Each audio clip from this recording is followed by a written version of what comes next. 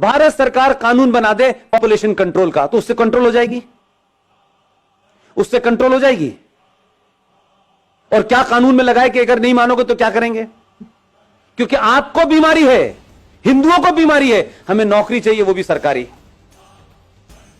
उन्हें नौकरी नहीं चाहिए, आपकी नहीं चाहिए, उनको नौकरी नहीं चाहिए, आपकी सब्सिडी। क्या करेंगे आप? क्या कॉलम लगाएंगे इसमें कि पॉपुलेशन कंट्रोल के लिए 2 बच्चे होने चाहिए, जो इसका उल्लंघन करेगा वो उसके साथ क्या करेंगे आप? बता दीजिए। कोई है आपके पास चार्टर इस बात का? लेकिन पूरा देश इसमें नहीं नहीं, पॉपुलेशन हमारे कंट्रोल पे लॉ बनना। अरे लॉ बन जाएगा, लेकिन लागू कैसे होगा? मैं पूछ रहा हूं, जो उल्लंघन करेगा क्या करेंगे? मार देंगे बच्चे को? उनके यहां तो अल्लाह की देन है। आप क्या करेंगे? बताएं, कोई सलूशन हो सरकार को बताएं। और ऐसे ऐसे शेख चिल्ली टाइप की बात करेंगे, नहीं साहब उनका जो है मताधिकार कैंसिल कर देना चाहिए। ये हिम्मत है? जो काम आप लीगल कर रहे हैं उसको तो पुचकार के करना पड़ रहा है आपको। जो संविधान में लिखा है उसको मजबूरियों में, ठोड़ियों में हाथ डाल के करना पड़ रहा है, इतनी पावरफुल सरकार होने के बावजूद भी। आप उनके मददगार ले लेंगे और पूरी दुनिया चुपचाप बैठी रहेगी। लेने की हिम्मत है? इसके अलावा उनका कोई मतलब नहीं है। उन्हें इसी काम के लिए तो बच्चे पैदा कर रहे हैं वो, और किस काम के लिए कर रहे हैं? बाकी दुनिया तो उनकी चली रही है। कितने लोग उसमें से सीईओ बनने के लिए जा रहे हैं? उनका तो पढ़ा लिखा इंजीनियर और डॉक्टर जो है केरला और मध्य प्रदेश, महाराष्ट्र से आईएएस में भर्ती होने जा रहा है। आज के कंप्यूटर युग में वो ये काम कर रहा है। लेकिन आप अपने बच्चे से कहेंगे इधर झगड़ा हो रहा है बेटा, इधर से मत जाना, तुम अपनी से इधर से जाना। उधर झगड़ा होने लगा तो आप कहेंगे इधर। इतने रास्ते आपने कर दिए कि अपने बेटे को, अपने बच्चे को लड़ना नहीं सिखाया कि ये चैलेंज है, तुम्हें लड़ना पड़ेगा। आज नहीं कल, कल नहीं परसों, 10 साल बाद, 50 साल बाद हम उसे बचाते रहे। जब सामने वो आया तो उस बेचारे ने एक्सेप्ट कर लिया कि यार मैं लड़ तो सकता नहीं। तो क्या फर्क पड़ता है यार, अगर मैं अपना नाम राम प्रसाद से गुलाम नबी रख लूं तो क्या फर्क पड़ता है? तब वो ये कह देता है, तब आपको लगता है अरे ऐसा कैसे हो गया।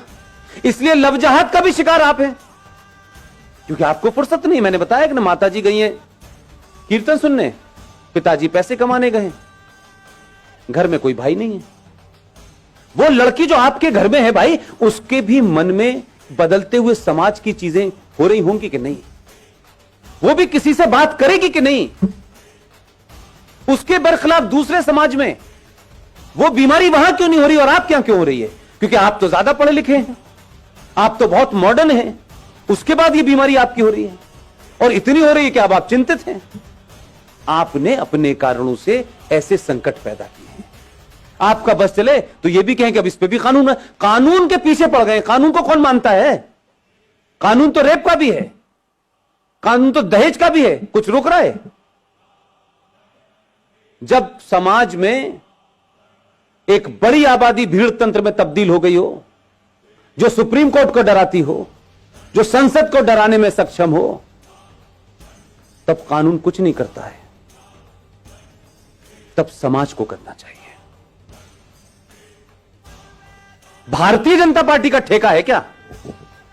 आरएसएस का ठेका है सिर्फ कि वही सिटीजन अमेंडमेंट एक्ट पे निकलेगी? ये भारत के बाकी लोग जिनका आरएसएस से या बीजेपी से कोई संबंध नहीं है, वो क्या हाथ बांध के पीछे खड़े रहेंगे? फेसबुक पे बस बोलेंगे वो खुद क्यों नहीं कुछ कर रहे? कोई रोक रहा है क्या आपको?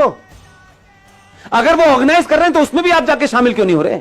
जो बीजेपी का है वो जाएगा क्योंकि वो कार्यकर्ता है, उसको टिकट लेनी है, उसको कुछ बनना है, उसको कैरियर है, इसलिए वो जाएगा। लेकिन दूसरी तरफ क्या हो रहा है? अहले हदीस का भी आ गया है,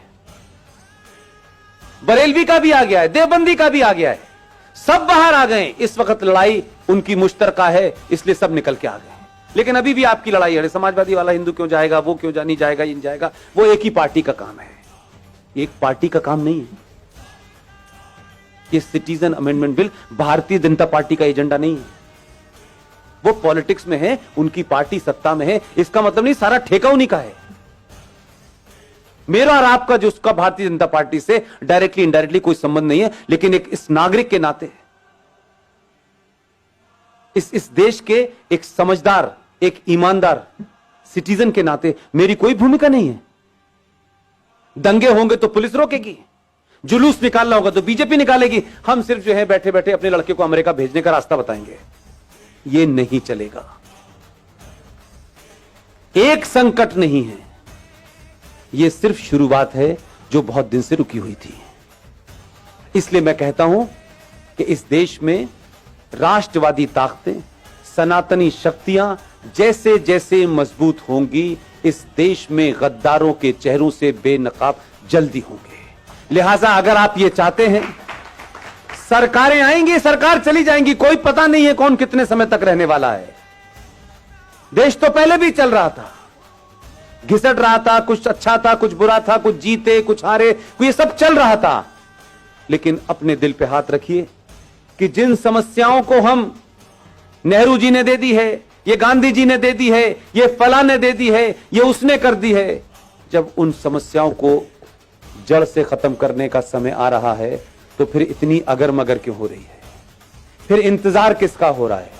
पहली बार इस देश में सरकार राष्ट्र के लिए काम कर रही है, तो समाज की जिम्मेदारी क्या है कि पूरी ताकत से खड़े हों और सरकार को यह भरोसा दिलाएं कि हम जो काम आप कर रहे हैं वो हमारे लिए शायद उसका तत्कालिक कोई फायदा हो ना हो, लेकिन आने वाली नस्लों के लिए होगा।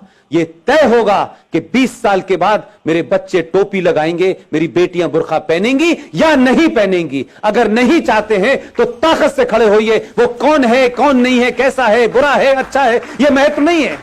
इस समय कई सवाल पूछने का समय नहीं है। दूसरे सवाल नहीं पूछ रहे हैं, पूरी दुनिया में है।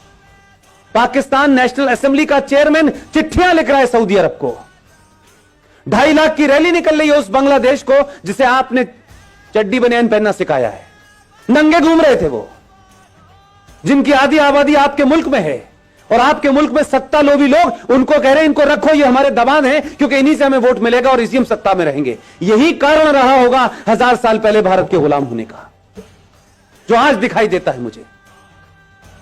कैसे कैसे नारे लग रहे हैं इस देश के अंदर, हर राज्य एक अलग अलग बात कर रहा है। कोई यूएनओ चिट्ठी लिख रहा है, आपके लोगों की गिनती ज्यादा है उसमें। वही ताकतें बाहर निकल रही हैं। सबके नाम नहीं लेना चाहता, इतने महान नहीं उनका नाम लूं मैं, लेकिन राष्ट्र को आपकी जरूरत है।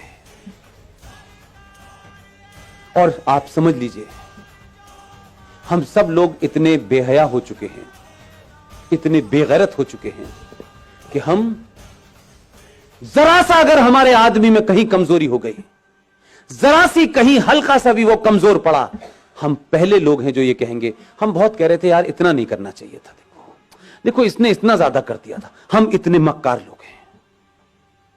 हम उसके बुरे वक्त में, क्योंकि ये उसका बुरा वक्त नहीं है, ये देश का और राष्ट्र का बुरा वक्त है। इस वक्त कुछ भी नहीं सोचना है मुझे, न मैं सोचना चाहता हूं, न मेरी कोई महत्वाकांक्षा है। हम अगर 5 लोगों को जगा सकते हैं तो 5 को जगाएं, क्योंकि हमारे यहां कुछ लोग सो नहीं रहे हैं, हमारे यहां जगे हुए लोग भी सोने का बहाना कर रहे हैं। लिहाजा ऐसे सम्मेलन हर दिन होने चाहिए, हर जगह होने चाहिए, सड़कों और चौराहे पर होने चाहिए और खुले में होने चाहिए, ताकि एक बार में लाखों लोग सुने। इसकी यह महत्वता नहीं है कि इसमें कौन बोलने आया है, कौन चीफ गेस्ट है, कोई ना कोई आता रहेगा। और आपने सोचा भी नहीं होगा कि इस देश में 15-20 लोग इसी समय देश के अलग अलग कोनों पे बोल रहे हैं। उनका किसी पार्टी से कोई संबंध नहीं है, वो किसी पार्टी के ऑफिस नहीं गए। हमारा राष्ट्रवाद राज्यसभा की कुर्सी तक महफूज नहीं रहना चाहिए। अब हम राज्यसभा में आ गए तो हमारा राष्ट्रवाद पूरा हो गया, अब हमें सत्ता की मलाई खानी है। उससे पहले हम बहुत राष्ट्रवादी थे। मैंने कई लोगों को रातों रात बदलते देखा है पिछले 6 महीने में, माफ कीजिएगा। एकदम दुकान बंद हो गई है उनकी, अब वो पॉलिटिकली करेक्ट हो गए हैं। अब उन्हें उन लोगों में बैठना है जिन्हें इंटेलेक्चुअल कहा जाता है। अब उन्हें हिंदुत्व की बात करना थोड़ा सा ऐसा लगता है, भाई देखो हमें ध्यान तो रखना चाहिए, इस देश में 35 करोड़ मुसलमान हैं, तो 6 महीने पहले क्यों बोल रहे थे? इसलिए आपके यहां ईमानदारी नहीं है। 15-20 लोगों में चाहे मेजर जनरल जीडी बख्शी हो, कर्नल RSN हो, सुशील पंडित हो, गौरव आर्या हो, ललित अंबरदार हो, इनमें से कोई एजेंडा है किसी का? रोज टेलीविजन पे आप देखते हैं, रोज कहीं ना कहीं भाषण चल रहा होता है उनका।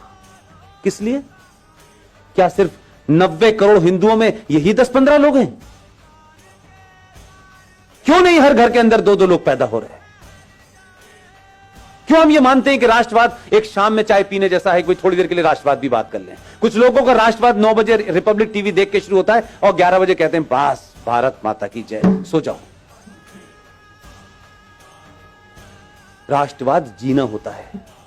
अगर आपको अपने पे गर्व नहीं है, अपने इतिहास पे गर्व नहीं है, आपको बौनों जिन्होंने गुलाम बनाया है, अगर आप उनको महसूस कर रहे हैं, आप उनको मजबूरी में आपको झेलना पड़ रहा है, तो इसका मतलब यह है कि आपके अंदर कोई अपना स्वाभिमान नहीं है।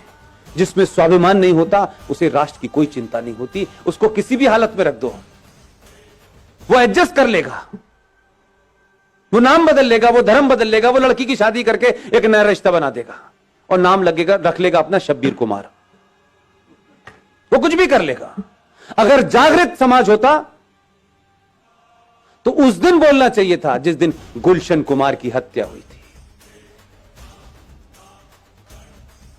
आप 3 चीजें रख रहा हूं रवि भाई, ध्यान दीजिएगा। इस देश की प्राइमरी एजुकेशन को हमने क्रिश्चियंस के हाथों सौंप दिया है, राइट? इस देश के इतिहास को हमने 70 सालों में कम्युनिस्टों के हाथों में सौंप दिया था। और तीसरी चीज बताऊं, इस देश का एंटरटेनमेंट आपने जिहादी मुसलमानों के हाथों छोड़ दिया।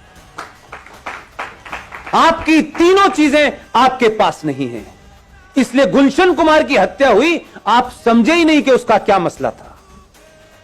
गुलशन कुमार की हत्या भारत की एंटरटेनमेंट इंडस्ट्री के अंदर भजन, कीर्तन और मंदिर को बाहर कर दिया उसने।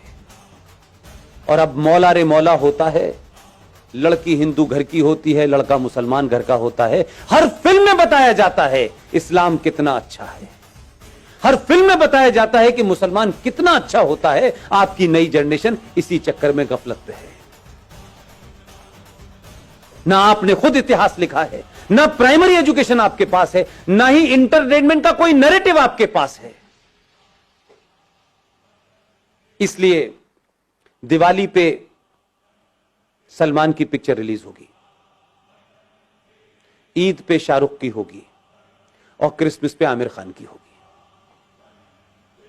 आपकी फिल्म कहां बन रही है, कैसे बन रही है, पता नहीं। हम अपने आइकॉन नहीं ढूंढते। और कोई आदमी राष्ट्र के लिए बिना किसी लालच के कोई काम भी कर रहा होगा तो सबसे पहले हमें उसी के अंदर कुछ नुस्ख निकालना होता है। हम उसको कैसे मजबूत करें इसकी हमें चिंता नहीं होती। हम एहसान करते हैं